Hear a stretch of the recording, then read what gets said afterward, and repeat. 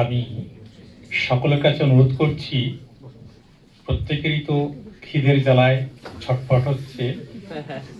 আমি অত বেশি বলবো না। সারা ভারত মতুয়া মহাসংঘের সংঘাধিপতি শ্রীমতী মমতা ঠাকুর, যিনি রাজ্যসভার সাংসদ, লোকসভার প্রাক্তন সাংসদ, এবং সম্পাদক ডক্টর সুকেশ চৌধুরী, তাদেরকে যথাযোগ্য স্থানে মর্যাদা জ্ঞাপন করছি। মাননীয় উপাচার্য মহাশয়, হরিচাঁদ গুরুচাঁদ বিশ্ববিদ্যালয়, মাননীয় নিবন্ধক অতীশ কুমার চট্টোপাধ্যায় এবং পরীক্ষা নিয়ামক মহাশয় এবং মঞ্চ উপবিষ্ট সকলকে, সামনে উপস্থিত প্রত্যেককে যথাযোগ্য স্থানে মর্যাদা জ্ঞাপন করে আমি শুরু করছি।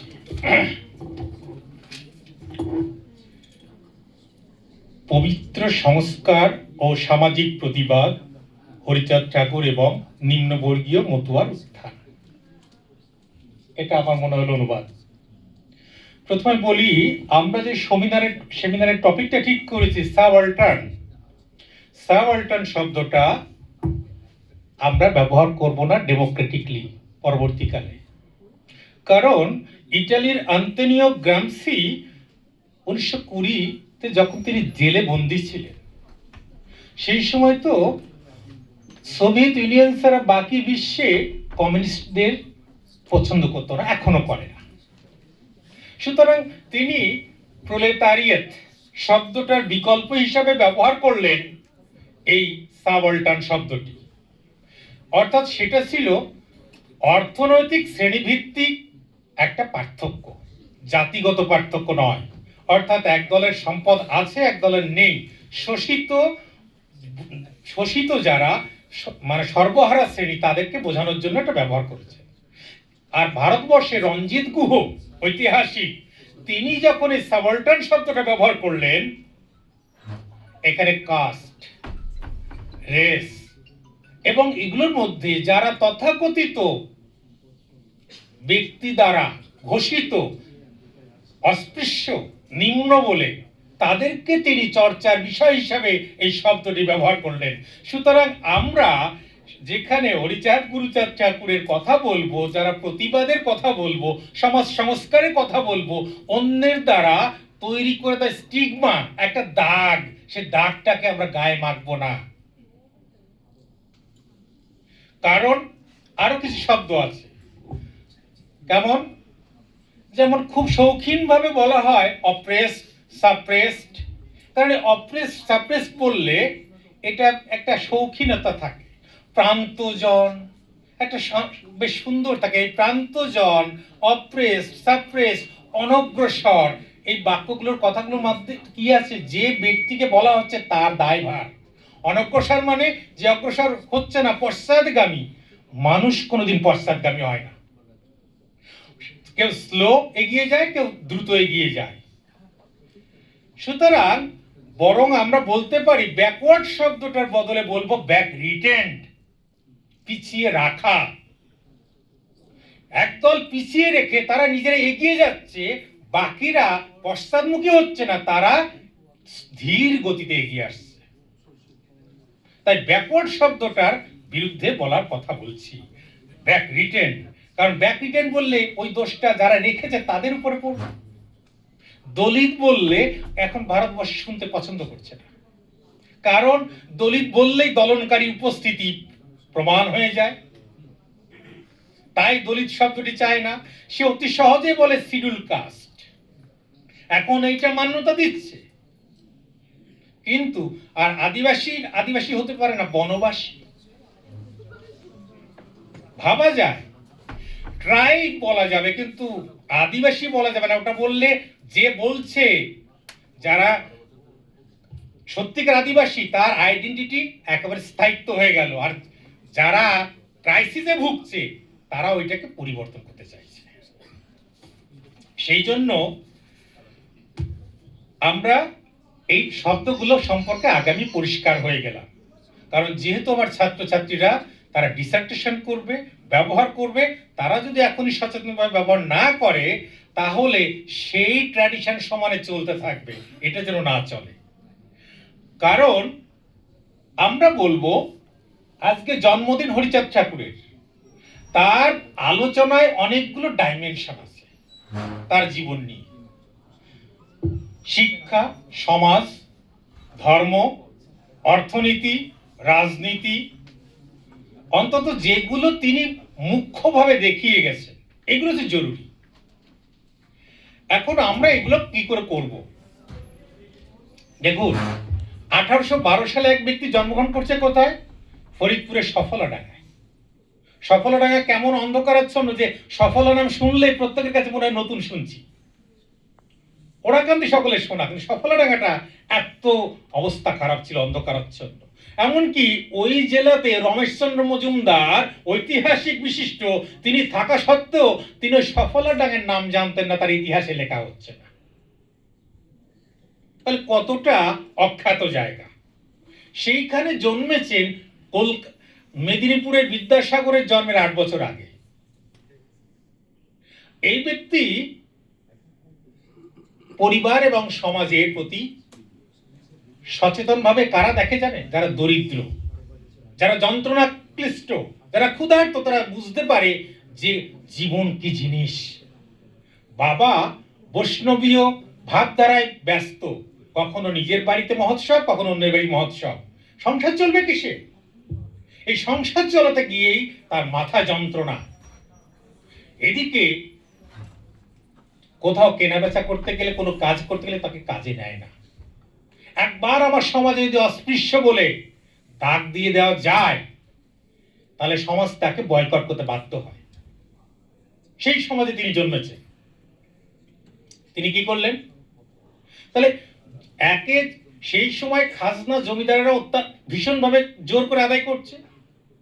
তাহলে সেই জোর করে আদায় করার সময় যে পরিবারে খাবার জোটে না, তারা খাজনা দেবে কি করে? এখন জমির খাজনা দিই, মনে রাখবেন এক সময়ে এমন ছিল বসত বাড়ির খাজনায় 1-2 বছর 3 বছর না দিলে ওটা নিলামে চড়াতো জমিদাররা। সেই জন্য ওই সফলটাকে ত্যাগ করে ওরাকান্দিতে আসতে হলো। ওরাকান্দিটা কি জিনিস? উড়িষ্যা থেকে রান্নার ঠাকুর এবং পুরোহিত ঠাকুর দুটোই তারা সারা বাংলাদেশে ব্যবসা করত, এই পুরোহিতের কাজ এবং রান্নার কাজ করার জন্য। আর ওখানে নিষ্কর জমি তারা দান ভিক্ষা করে নিয়েছিল। সেখানে বাস করলে ট্যাক্স দিতে হবে না কাউকে, তবু এখানে অস্পৃশ্য বলে পরিচিত। নিজের গ্রামে যেখানে সে কাজ পায় না, তখন বাইরে কাজ করতে যেতে হবে যেখানে চেনে না তাকে, কামাল দিয়ে, যাকে বলে ফেরি দেওয়া, জিনিসপত্র বিক্রি করে সংসার চালানো। এই যে বস্তু জগতে সংগ্রাম করার একটা জীবন গড়ে উঠছে, তার পর্যবেক্ষণ ক্ষমতা বেড়ে যাবে বেশি করে। সে দেখছে বাইরে গিয়ে যারা শিক্ষিত ব্যক্তি তাদের সম্মান আছে, তাদের কাজ আছে, সমাজে তাকে সকলে মান্যগণ্য করে। যার শিক্ষা নেই তার যন্ত্রণা শেষ নেই, তাকে সম্মান দেয় না কেউ। এই জাতি মন্দিরে প্রবেশ করতে পারে অস্পৃশ্য বলে। 1831, মাত্র 19 বছর বয়স। সংসারে বাস্তব অভিজ্ঞতায় সন্তানেরা তাড়াতাড়ি করে তাদের বাল্য বয়স হারিয়ে ফেলে, তাড়াতাড়ি করে তারা বেশি পরিণত হয়ে যায়। 19 বছর বয়সে মাত্র 4টি দাবি নিয়ে, ত্রিকোণাকৃতির লাল পতাকা নিয়ে, কয়েকজন মাত্র তার বন্ধু সহযোগী নিয়ে রাস্তায় দাবি করতে শুরু করলো। কি চাই? ধর্মের অধিকার, কর্মের অধিকার, শিক্ষার অধিকার, সামাজিক মর্যাদার অধিকার। 1831। ভাবা যায় এই যে সমান অধিকার 4টি দাবি নিয়ে সে লড়াই করছে। কার্ল মার্কস 1848 সালে কমিউনিস্ট ম্যানিফেস্টো প্রকাশ করছে। কমিউনিস্ট ম্যানিফেস্টো প্রকাশের 17 বছর আগে বাংলার প্রত্যন্ত গ্রামে এক ব্যক্তি সমান অধিকারের প্রশ্নে 4টি দাবি নিয়ে করেছে, যে 4টি দাবি কমিউনিস্ট ম্যানিফেস্টোর মনে হচ্ছে মূল কথা, যেটা উনি পড়েননি, উনি জানেন নাই প্রত্যন্ত গ্রামে বসে, অত আগে জানবার কথা নয়। অলৌকিক কথা না, অলৌকিক নয়। আমি আগেই বলেছি, ব্যক্তি জীবনে যে সংগ্রাম করে, যে বঞ্চিত, শোষিত, জর্জরিত, তার ভেতরে আকাঙ্ক্ষা থাকে সমান অধিকারের, সাম্যবাদের। সুতরাং ওই ব্যক্তিকে সাম্যবাদ শেখাতে হয় না।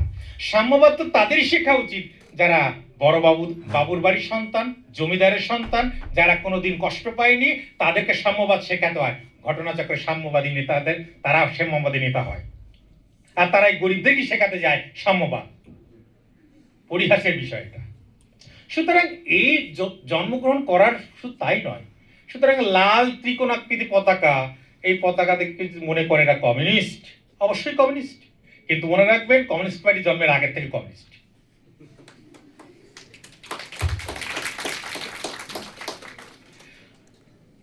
1846 জন্ম নিল ছেলে গুরুচাঁদ। তাকে লেখাপড়া শেখাতে, কারণ তার চেতনা আগের থেকে বেড়ে গেছে, শেখাতে হবে পড়াশোনা।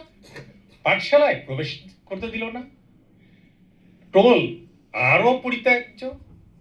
কিন্তু একটা ঘটনা আমাদের বলি, ফরিদপুর ওই অঞ্চলে তখনও খ্রিস্টান মিশনারি প্রবেশ করেনি, যে কারণে হয়তো খ্রিস্টান মিশনারি স্কুল থাকলে হরিচাঁদ ঠাকুর তার সন্তানকে সেখানেই ভর্তি করতেন, কিন্তু মক্তব্য ছিল, মাদ্রাসা ছিল, মক্তবে তাকে ভর্তি করে দিলেন। মক্তব্য হচ্ছে প্রাইমারি সেকশন আর্মি স্কুলের। এবার মক্তব্য পাঠ হয়ে যাওয়ার পর তাকে কি করছেন, সব ছেলেকে, ছেলে মানুষ করা দেখুন কেমন ভাবে শিক্ষা দিচ্ছে। আজকে আমাদের জগতে আমরা সব বিব্রত যে আমরা জীবনশৈলী শিক্ষা শব্দটা ব্যবহার করেছি, মূল কথা সেক্সোলজি, মূল কথা যৌনবিদ্যা। আমি হরিচাঁদ ঠাকুরের এই যে অসাধারণ সন্তানকে বলছে যে তুমি 12 বছর বয়স হয়ে গেলে তোমাকে আবার বিয়ে করতে হবে, সে লাজুক, সে পড়াশোনা করবে, তার মাকে দিয়ে বোঝালো, বুঝলো না।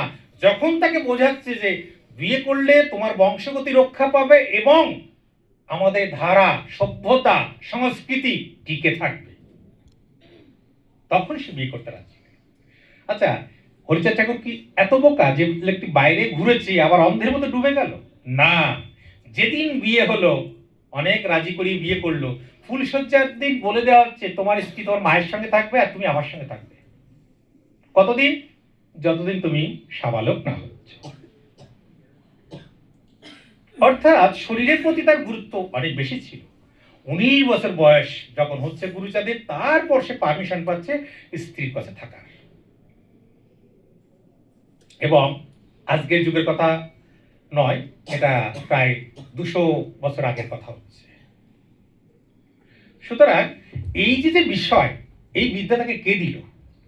এই বিদ্যা কে দিল না, এটা হাজার হাজার বছরের আমাদের প্রাচীন ধারাবাহিকভাবে বংশানুক্রমিক আমাদের এই শিক্ষায় আমাদের সমাজ সভ্যতাকে টিকিয়ে রেখেছিল। আমরা সূক্ষ্ম সনাতন শব্দটা বলি না, সনাতন মানে চিরাচরিত, সনাতন মানে ক্লাসিক নয়, সনাতন মানে ধ্রুপদী নয়, শব্দ অন্য অর্থ করবেন না, চিরাচরিত, যেটা চিরকাল আচরণ করে আসছি আমরা, যেটা সূক্ষ্ম কেন শব্দটা, স্থূল নয়। অর্থাৎ সনাতনের নামে যা খুশি বেলেল্লেপনা করাটা স্থূল জীবনযাপন, সূক্ষ্ম জীবনযাপন হচ্ছে মার্জিত ভদ্র জীবনযাপন।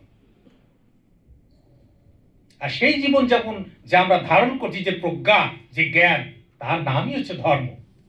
সনাতনী শব্দে ধর্ম হচ্ছে প্রজ্ঞা বা জ্ঞান। আর যারা নাকি ইসলাম শাসন এসছে কিংবা পরবর্তীকালে ইংরেজ শাসন এসছে, তাদের কাছে ধর্ম হচ্ছে রিচুয়ালিস্টিক আচার, সর্বস্ব জিনিস, তারা রিলিজিয়ান বলে। এজন্য রিলিজিয়ান আর ধর্ম এক নয়। হরিচাঁদ ঠাকুর কি করলেন? এই যে ধারাটা তিনি প্রবাহিত করে দিচ্ছেন সন্তানের মধ্য দিয়ে, তারপর তাকে ব্যবসা করতে পাঠাচ্ছেন চাষবাস করার পর। অর্থাৎ এইবার এই জাতিকে অর্থনৈতিকভাবে সমৃদ্ধি করতে হবে। গুরুচাঁদ ঠাকুর, যার জন্য পরবর্তীকালে দেখব যশোরের যিনি ডিএম, তার কাছ থেকে অনুমতি নিচ্ছেন সমবায় তৈরি করার জন্য। এই দরিদ্র মানুষ যেন মহাজনের দ্বারা শোষিত না হয়, এই দরিদ্র মানুষ যেন কোনো ঋণের দায়ে জর্জরিত হয়ে ভিটে মাটি ছাড়া না হয়। অর্থাৎ নিজেরা ধর্মগুলা প্রতিষ্ঠা করবে, নিজেরা সমবায় তৈরি করবে, সেখান থেকে ঋণ নেবে, আবার তার উৎপাদনের পর সেখানে শোধ দিয়ে রাখবে। প্রয়োজনে তার বিপদ আপদে কাজে লাগবে সমবায় ভাণ্ডারটা। দেখুন, দুটো অসাধারণ জিনিস। হরিচাঁদ ঠাকুরের পরামর্শে গুরুচাঁদ ঠাকুর তার ধারাবাহিকতার কাজ করে যাচ্ছেন। ঠিক একটা প্রত্যন্ত গ্রামে, যাকে বলে তারা বলছি নিম্নবর্গীয় লোক, আর ঠিক রবীন্দ্রনাথ ঠাকুর তার শিলায় দহে সেই কর্মই তিনি করতে শুরু করেছেন প্রায় সমসাময়িক গুরুচাঁদের সঙ্গে।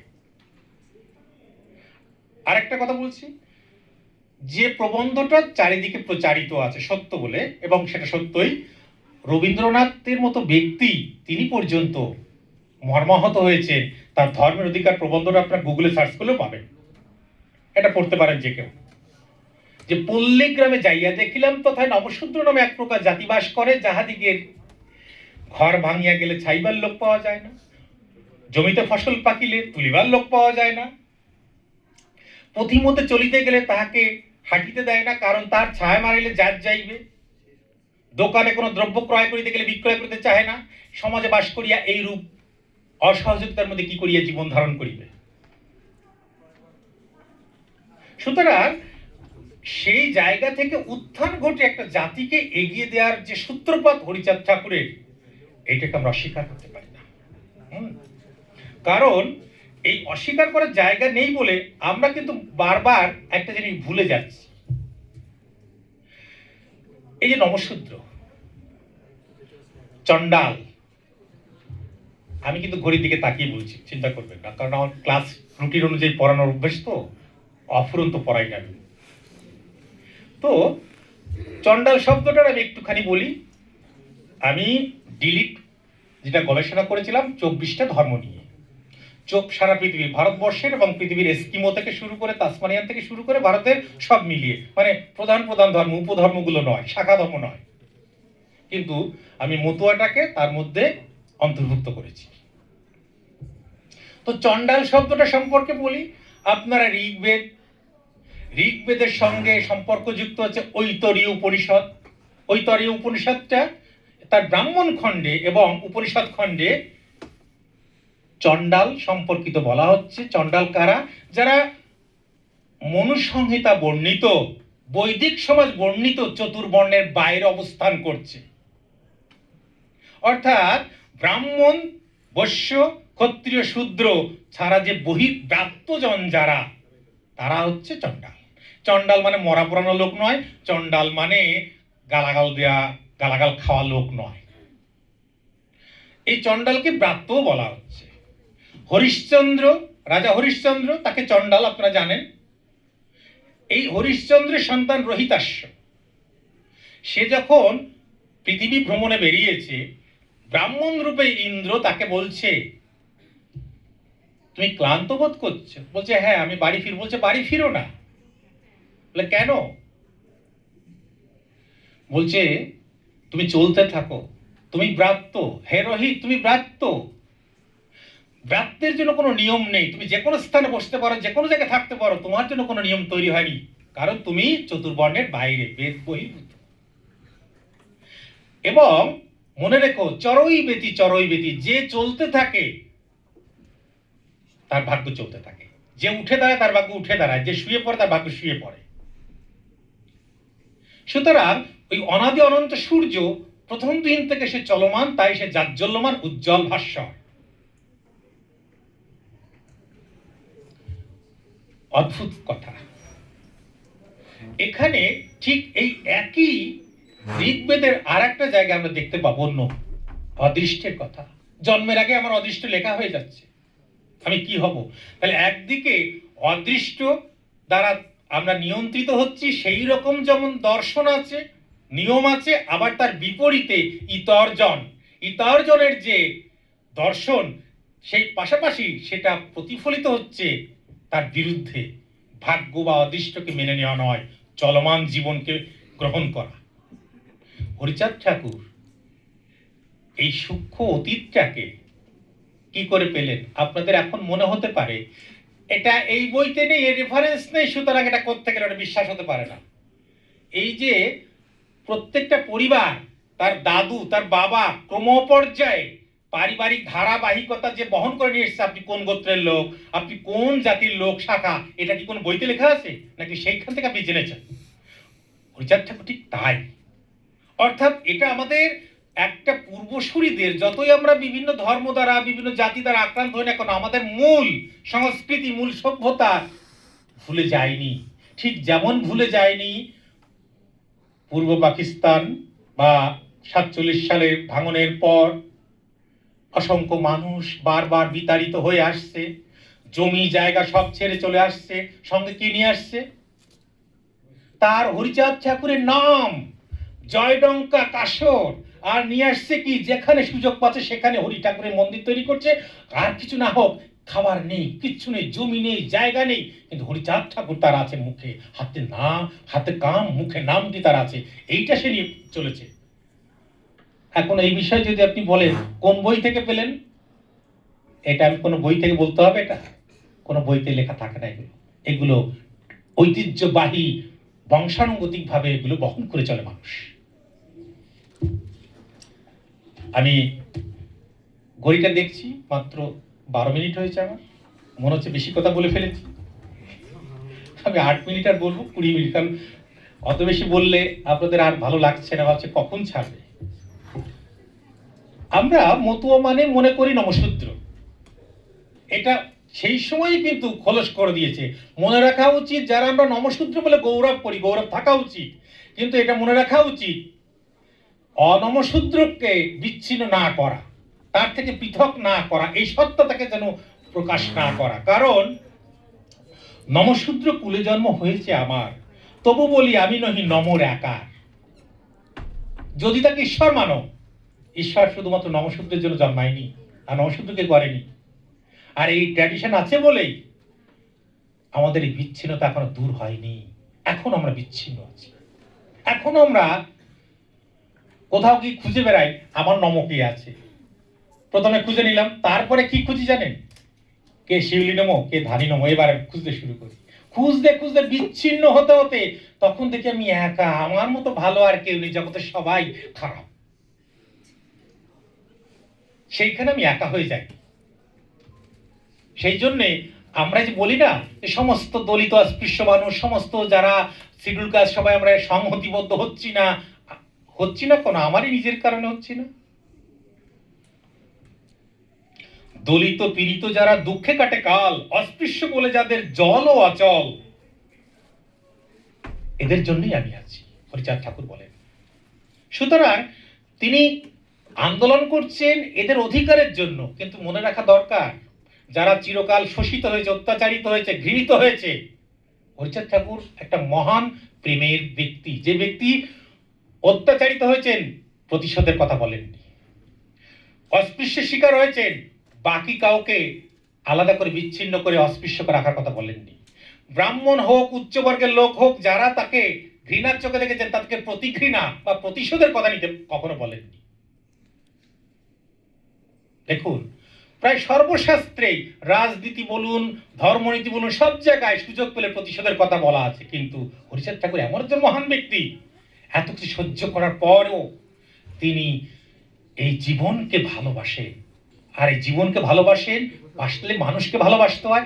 মানুষকে ভালোবাসলে এক মানুষকে ভালোবাসলে হয় না, এই জগৎ শুদ্ধ মানুষকে ভালোবাসতে হয়। তাই নরাকারে ভূমণ্ডলে যত জন আছে, এক জাতি বলে মান্য পাবে মোর কাছে। এই হচ্ছে তার আসল কথা। সেই জন্য আমি বলি যে সাবধান। আমরা যদি মনে করি যে এটা হচ্ছে না, ওটা হচ্ছে না, কেন, এটা আমাদের জিনিস, আমাদের জিনিস হলে যতকাল নমশূদ্র বলে করায়ত্ত করে রাখা ছিল, ততকাল এটা বিকশিত হয়নি, আলোকিত হয়নি। এই বিকশিত আলোকিত করতে গেলে তার আপন হতে বাহির হয়ে বাইরে দাঁড়াতে হবে গিয়ে। সেই জন্য আমি ছোট্ট একটা কথা বলি। প্রহ্লাদ এখানে দাঁড়িয়ে এত বড় কথা বলছে কেন? 80-র দশকের কথা বলছি আমি, 20 শতাব্দীর 80-র দশক এবং 90-এর দশক। ঠাকুরনগরে আসছে লোকজন, যাদের জয়ডঙ্কা, তাদের আচার মালা গলায়, টিকিট কেটে উঠেছে, তারা ট্রেন থেকে নামিয়ে দিচ্ছে। ট্রেন থেকে নামিয়ে দিচ্ছে, ঘৃণার চোখে দেখছে অন্য প্যাসেঞ্জাররা, টিটি সেও বেআইনি কাজ করছে, টিকিট থাকা সত্ত্বেও নামিয়ে দিচ্ছে। এত অবজ্ঞা, এত অবহেলার শিকার কোন দেশে? ভারতবর্ষে। সব কিছু ত্যাগ করে যেখানে এসেছিল শুধু মানুষ হয়ে বাঁচার জন্য, সমান অধিকারটুকু পাওয়ার জন্য, মানুষ বলে গণ্য করতো না। তুষার চট্টোপাধ্যায় থেকে শুরু করে, বিরাট বৈরাগ্য থেকে শুরু করে, আমাদের যত যারা গবেষক ছিলেন, তারা অনেক লড়াই করেছেন, অনেক কিছু করেছেন, কিন্তু সেটা একাডেমিক একটা জায়গার মধ্যে সীমাবদ্ধ ছিল। আর আমার ভক্ত, আমার নমশূদ্র যেখানে, তার মধ্যে সীমাবদ্ধ ছিল। কিন্তু আমাকে পৌঁছা দেবে কোথায়? Intellectual society. এখন কারণ অর্থনীতি, রাজনীতি, বিদ্যা কিংবা মানে উচ্চ হিন্দু জুড়ে বসে আছে সবখানে। সেই উচ্চ হিন্দু যদি আমি সেইখানে পৌঁছাতে না পারি, তারা অন্ধকারে থেকে অন্ধকার মনে করে ভয় পাবে, দূরত্ব বজায় রাখবে। তাদেরকে মুক্ত করতে হবে জায়গায়। সেই জন্য যখন চিঠি দেওয়া হয়েছিল তাদের নামে পুরস্কার ঘোষণার জন্য, তখন ওই আজকাল, আনন্দবাজার, গণশক্তিতে বেরিয়েছিল বিশ্বভারতী, মানে আমার নামে আর কি। তখন রাইটার্স আমাকে ডাকে, কারণ এতগুলো কমপ্লেন জমা পড়েছে, ভয়ঙ্কর আকার কমপ্লেন। বড় বড় বিশিষ্ট বুদ্ধিজীবী যারা যারা কমিউনিস্ট, মানবতাবাদী ব্যক্তি। তখন মুখ্যমন্ত্রী বুদ্ধদেব ভট্টাচার্য তো বিপদ, কারণ ওইগুলো তার সঙ্গী, আমরা তো তার সঙ্গী না। তখন বললাম কোনো ব্যাপার না, সামান্য জিনিস, বাংলা একাডেমিতে একটা সেমিনার করব, তাদেরকে নিমন্ত্রণ করব, তারা জেনে যাবে, কে জানে না। আমি কিন্তু জটিলতার মধ্যে গেলাম না, সহজ সরল 16 পাতার একটা পুস্তিকা বের করলাম, যার মধ্যে সংক্ষেপে, কারণ মোটা বই পড়বে না। রবীন্দ্র ভারতী তখন উপাচার্য, করুণাসিন্ধু দাস। আমি তার কাছে যেতেই সমস্ত বইপত্র নিয়ে দিলাম তার কাছে। টাইমটা আমি জানি বেশি।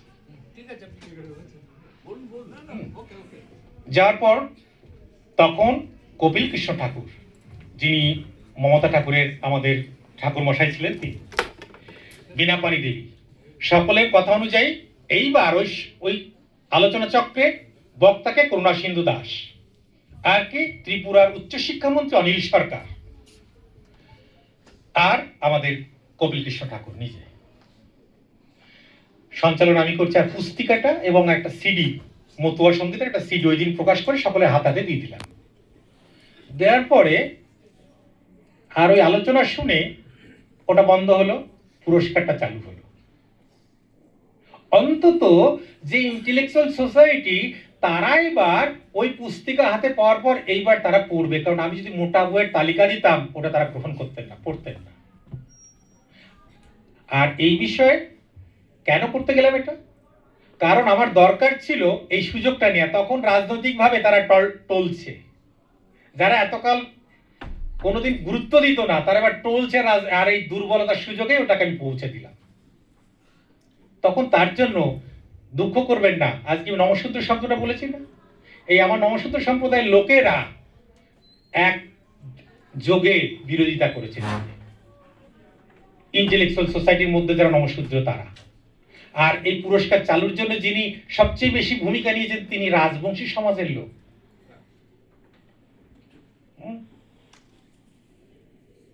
বুঝতে পারছেন নিশ্চয়ই, যে তার তো স্বার্থ ছিল না কিছু, কিন্তু স্বার্থটা তাদের রাজনৈতিক স্বার্থ ছিল, তাই সে রক্ষা করেছে। অর্থাৎ আমরা স্বজাতির মধ্যে নিজেরা বিরোধ তৈরি করেছি। সেজন্য আমি বলতে চাই,